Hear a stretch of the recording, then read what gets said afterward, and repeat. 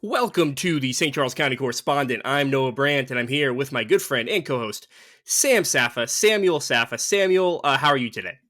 No, I'm really good because I just got back from Panera Bread in Wentzville. Here's the deal. I don't know Ooh, if you saw whew. this special that they ran, a St. Louis company. They said we'll give you unlimited drinks through the 4th of July if you sign up. And I said, heck yeah, I'll sign up. I signed up. My wife signed up. All my friends and family Sign up for except what? What are you talking about? Sign up you for sign what? up for this membership, a drink membership, and they give you unlimited drinks. And they just came out with a new charged lemonade, uh, which is Oh, a the caffeine. lemonade with the caffeine, right? Yeah, with the caffeine. The caffeine.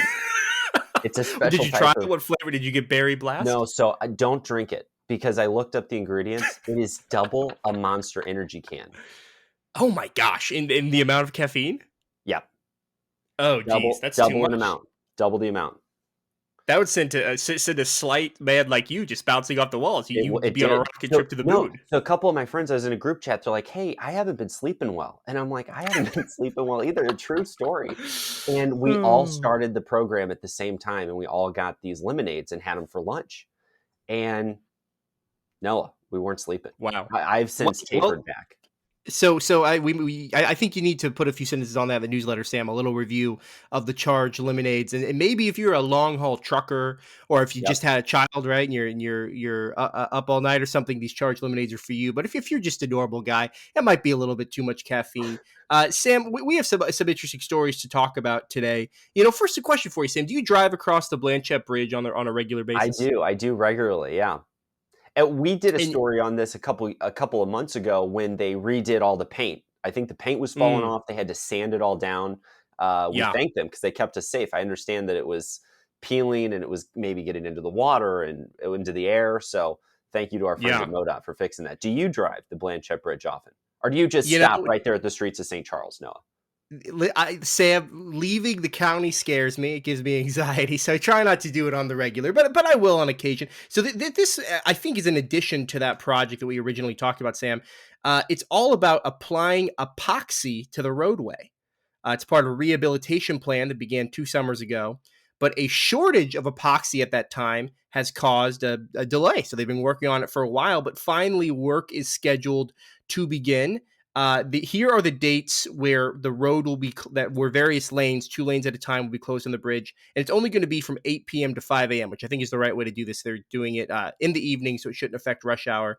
But the days that the lanes are going to be closed are Thursday, May 12th, Friday, May 13th, Monday, May 16th, and then Tuesday, May 17th. Then there'll also be work done on May 18th and May 19th. And then the other side, so those original dates were for the right lanes. Then the left lanes will be worked on May 23rd, 24th, and 25th. And just like that, the Blanchett Bridge is going to have some new epoxy. So, Sam, maybe when you're doing your midnight, St. Louis pub crawls, you can avoid the Blanchett Bridge. Sammy, you're muted, my man. I'll go down. I'll go down to the Boone Bridge down there on Highway 40. I'll avoid the Blanchett Bridge. Okay, well that's good to know, and I think that's a good little tip for good little local tip. But Sam, what does epoxy do on a roadway? Do you know? I have no What's the idea. I epoxy knew you for? were going to Okay. ask this. I was going to try to ask you first. I have no idea. Well, I Does it would I like would have come up with some sort of answer. does it keep Uh, the glue like when you think about epoxy, right? Like epoxy is something that if you're like refinishing a countertop or let something, me you put Google it. epoxy on the top to make it slick, or you can put epoxy, I know, on concrete floors to make them look nice and be sort of almost like a little ice skating rink or something. It's an So I adhesive, bet yeah. yeah. It's It's a glue. it It's allows glue. for structural engineering adhesives commonly used on vehicles, snowboards, aircrafts, and bicycles. No bridges though, oddly enough. Well, listen, if it's good enough for snowboard, it's good enough for It's good me. enough for the Uh, residents of St. Charles County. Speaking of St. Charles County, Noah, are we safe here? Are we safe I mean, Sam, is anyone really safe at any time? at any In sort of an time? existential way. Uh, you know, unless you believe in Jesus Christ, then you're safe in your salvation. But yeah, St. Charles County prosecuting attorney Tim Lomar. Sam, you think I'm saying his last name I right? know Lomar. I know you're saying it right. I actually spoke with Tim last week at the Peace Officers Memorial, and that's how it was pronounced. Tim That's Lomar. right. Tim Lomar. Okay, well that's pretty cool. He's the prosecuting attorney for St. Charles County, and he's Elected a saying that position. It's an is that elected right? Elected position. He's position. running unopposed Wait, this year. He'll be on the ballot in August. he's on the ballot in August, and then that's the that like he's not on the ballot again in November. That's it in August. He will be because he's running as a Republican. I think it's a partisan position. Okay, very good. Yeah. Anyway, he says that St. Charles County is in a better spot than St. Louis City or St. Louis County when it comes to crime, and he attributes that to strong cooperation between his office and law enforcement. We'll read a quick quote from him, Tim Lomar. He says that, quote, when people are held on violent crimes and they're held on a high bond, they don't go home. So word gets out to their family and their friends that if you do get caught in St. Charles County, there's a good chance that you're not going home the next day. And he said this is part of what helps deter violent crime. And I guess he's theoretically saying that it might push it to other localities, which is I guess better for St. Charles County. But especially St. Charles County grows, and we have these huge areas that are being built up, the streets of St. Charles, other places where there's a lot of commerce and a lot of people, and people are going there for fun. That oftentimes brings crime. So I'm glad that the prosecuting attorney is taking a tough line, because it's sort of the chicken and the egg. Part of the reason people want to live here and do commerce here is because they think it's a relatively safe environment compared to our neighbors, and we got to keep that up. We can't let the growth make the area less safe. I agree with you, Noah, and it's interesting. My question here is, who sets the bond amount? And Yeah. I googled it. I mean, the judge sets the bond or the bail. Mm-hmm. They can raise and lower it. Judges ordinarily set a bail amount at a suspect's first court appearance. I wonder if the prosecutor can recommend a bail. I'm 100% sure they do. Yeah, because that's part of that's what the judge is basing their decision off of. Clearly Tim's taking credit for it. And so my question is, if he recommends it, what is preventing why philosophically would you set a violent criminal's bail below his ability, at an ability for him to get out? I mean, I think especially in a place like St. Louis City, I think that they have a somewhat philosophical opposition to holding criminals in jail. I think that they think that for structural reasons or otherwise, criminals shouldn't be held individually accountable. It should be a systematic accountability, and they shouldn't. So that means that when people individually commit crimes, they should be less responsible. That's at least my read on it. Somebody, Sam, wrote an op-ed in the St. Louis Post-Dispatch about a year ago when Mayor Jones was elected in St. Louis City, talking about sort of the crime problem and how St. Charles County is better positioned. That's a good piece. Maybe we'll link back to it. You're right. I remember reading it. I saw a lot of opposition on Twitter. A couple people were upset. We're talking, of A lot course. of people were upset. There's a guy who runs a real estate blog who brings it up kind of every once in a while about St. Louis real estate, saying that the person who wrote that piece is misinformed. I wrote that piece. We're just cracking wise. But here we'll end with this. I think this is a very classic St. Charles County thing that Lomar says at the end. He says Lomar also says a lot of the trouble they see involves people coming in from St. Louis City and St. Louis County. He says the majority of inmates in the St. Charles jail are people from outside the county. That's a very St. Charles County way to end that statement from prosecuting attorney Lomar, I think. I feel like most people, though, in jail probably aren't local. I'm sure it fluctuates, but aren't people more likely to get into trouble when they travel? Certainly there's neighborhood crime, you commit crime where you live, but I'd be interested in seeing the statistics on, is St. Louis City jails primarily St. Louis City residents, or are they from Grafton, Illinois, or Cottleville? Peoria. Peoria. Yeah. Are they from Sam's neighborhood in Wentzville? Yeah. Are they from Wentzville? Speaking of Wentzville, Noah, little segue north of Wentzville. Our final story today is a funny story. It appeared in the Post-Dispatch, actually the front page of It's humorous. It made Sam laugh. It appeared on the front page of the Post-Dispatch last week, and the headline is Josephville was a well-kept secret. Then St. Charles County growth came knocking. And the whole piece, to summarize it, set the stage first, Sam. Where is Josephville? Josephville is just north of Wentzville, just north of Flint Hill. It's on Highway P, so it's north of O'Fallon. You go Highway 70, it's north of 70, and it's up northern St. Charles County. And nice. it has been rural, and it still is rural. after I read this piece, I actually drove Highway P last week just to sort of see it again. It is very rural. I Sure. can Little man attest. on the street reporting. Yeah, I can Yeah. attest to that. Um, and a lot of people moved there in the 1980s, according to this piece. But here's the thing: Josephville doesn't have a public water and a sewer system, which means each individual house has to work on that themselves. And I grew up. With a well and a septic Right, tank, more or right, less, right? exactly. A septic tank and individual water wells. So that means that each person who builds a house out there has to build on 3 acres.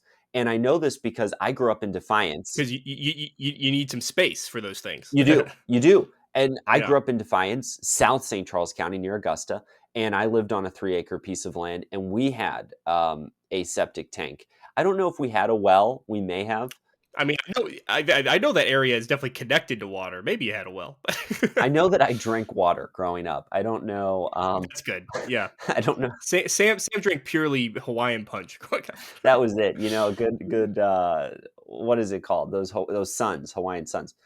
The Capri the Sun, Capri Suns. Yeah, those were good. the pouch, with that little Just yellow squeeze straw it. that was like hard as a Yeah, diamond. Yeah. yeah. Yep. Yeah, squeeze it. Comes out your nose as a little kid. But all Yep. that to say, in Josephville, that requirement, septic tank and water well, n- only really supports folks who are very wealthy because that neck of the Who can woods, afford a 3 acre plot of land three and a acre house? plot of land plus a house. Typically, they're building a house from the ground up. These aren't new builds out in Wentzville where there's a dime a dozen where I live. These are, pretty well off neighborhoods. So Josephville is Custom houses, probably. exploding right now, but it's exploding with high income folks from St. Louis County, according to this article. So really, that's just a tidbit. That's really the whole story. But it's interesting because it was on the front page of the Post Dispatch, and people are paying attention to it. And it's Yeah. I beautiful. wonder. I wonder. Say what the population growth has been like, because it's like I agree with you that whenever I've driven through the area, it still seems very very very rural. So I wonder how many 3 acre plots of land are left. If there's still a lot of open space out there, or not. But that is interesting. For a time, Sam, I've lived all over the St. Louis area, and for a time as a youngster, I lived all the way out in Jefferson County in the city of Festus, pretty far out. And my family at that point lived on some land, maybe 3 or 4 acres, and we had a septic tank. And man, quite a thing, the septic tank system. I think the most amazing thing about the septic tank is actually how not often you have to get it emptied out, really. Like, depending on how many people, it's once a year, once every couple of years, and it's like, man, like it's like all of your excrement is just sitting in a tank under your backyard for years.